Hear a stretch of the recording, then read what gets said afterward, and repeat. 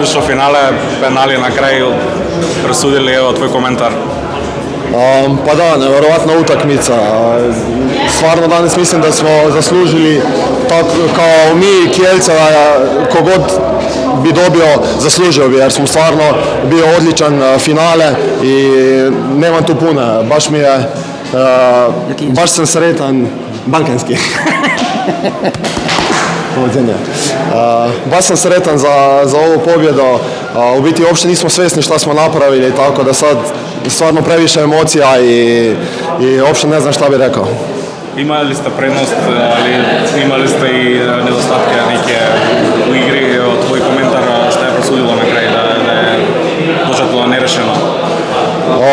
Pa tako kako sam rekao, mogli bi već Kielce riješiti utakmicu, pa onda smo mi skoro imali minut do kraja igrača više, napad za +2, ali to je rukomet, tako da stvarno držali smo se plana, vjerovali do kraja da možemo osvojiti i na kraju možda i ovi penali koji su onako, ja bih rekao, loterija.